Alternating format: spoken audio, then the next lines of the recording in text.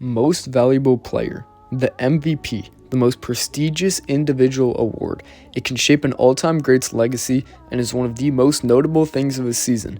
This year, there are plenty of candidates, from former MVPs in their prime like Jokic, Giannis, and Embiid, to younger players looking to get there first like Luka, Shai, and Tatum, or even an older player that could potentially make an MVP push like Steph, KD, or LeBron, and it should be a very fun race, but there is a way to find who will be the MVP, or at least who has the highest chance, and using stats and historical precedents through the last decade, I did just that.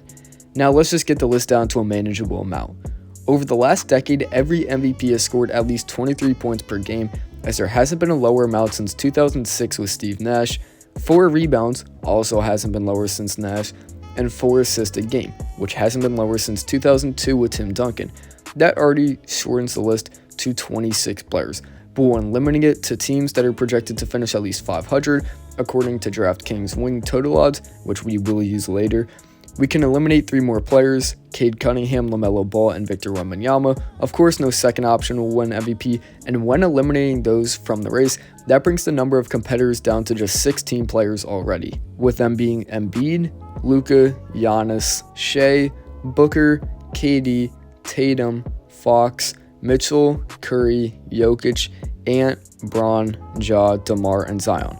Notable names being left off are Jalen Brunson, Anthony Davis, and Jaylen Brown. Now looking at former MVPs, there seems to be some very clear qualifications. Barring a historically great playmaking season, you must be one of the best scorers in the league.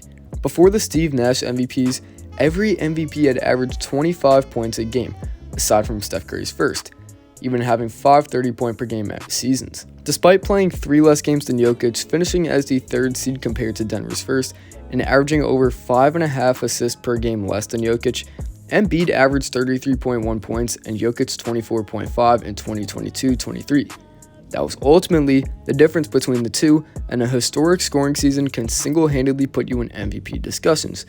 Specifically, the average points per game across the last 10 MVPs is 28.6 points, but only 4 players reached that mark last season while playing 65 or more games. Luka at 33.9, Giannis at 30.4, Shai with 30.1, and Brunson with 28.7, but of course someone won an MVP that didn't average that, of course Nikola Jokic, and nobody else was even close to averaging 28, with Booker and Durant barely reaching 27. But for guards, winning an MVP will require more than just 28, as the last 3 guard MVPs in 2018 Harden, 2017 Russ, and 2016 Curry all averaged over 30 a game. The only MVP candidate guards projected to average 28 or more are Luka, Shai, Ja, and Curry, according to Basketball Reference projections.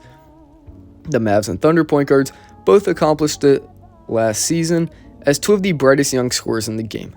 Ja Morant didn't play much last season, but averaged 26 and 27 in his last 2 healthy years, and Curry is one of the previously mentioned MVPs, but what guards does that virtually eliminate? De'Aaron Fox has no chance of averaging 28. The Kings guard may now go down in scoring as he shares the scoring with DeMar DeRozan, along with previously Monk and Sabonis. Fox's numbers are going to go down. Donovan Mitchell also barely misses the cut, but as a player that averaged 28.3 and 22-23, and despite being injured last year coming within 1.5 points of 28, we can keep Spud in for now, as he is a candidate to reach that mark. Devin Booker also has never averaged 28, but he has came within 1 point for the last 2 years and finished 4th in MVP while scoring less than 27.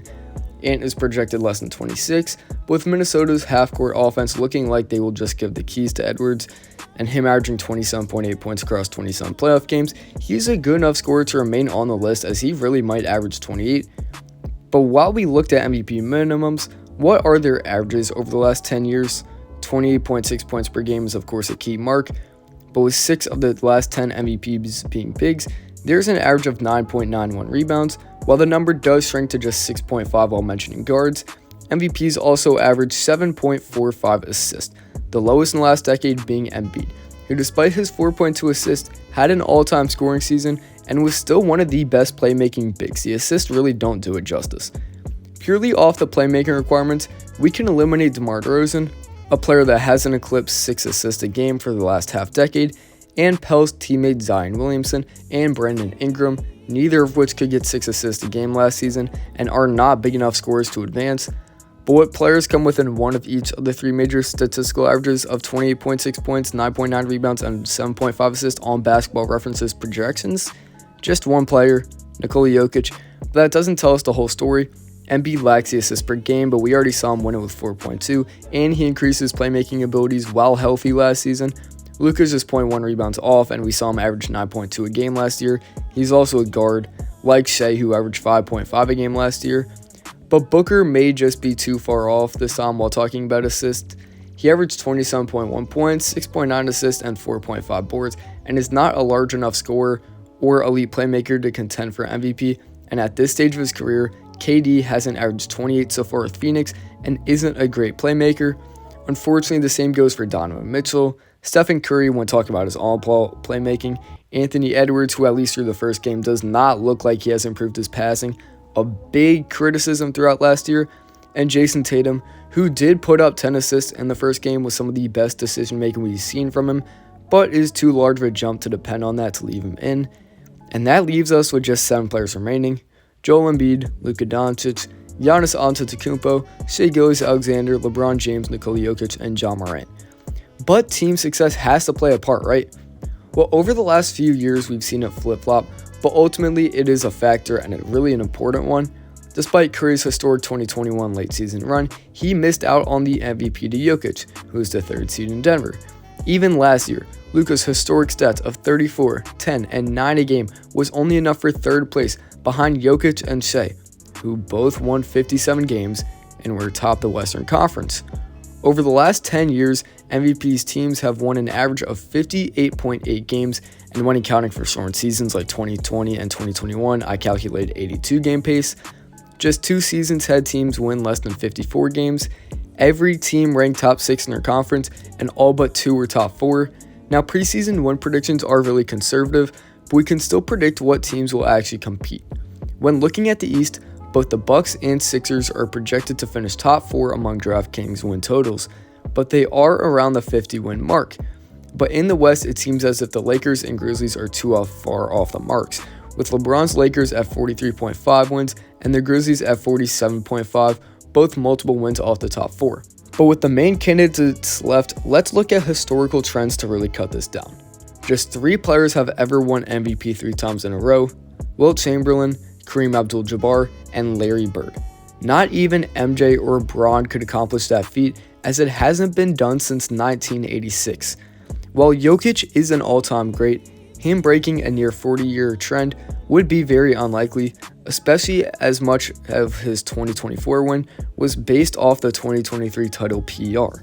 The other recent MVP, Joel Embiid, is already off to a disastrous start, with him missing the first few games for injury prevention and the Sixers having already stated their desire to hold him out of many games, leaving him increasingly unlikely to reach the 65-game requirements.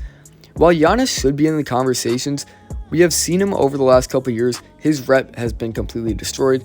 Antetokounmpo has played just 3 playoff games in the last 2 years due to injuries, and fans have really forgot how good he is, seemingly just waving off his 30, 10, and 6 season last year.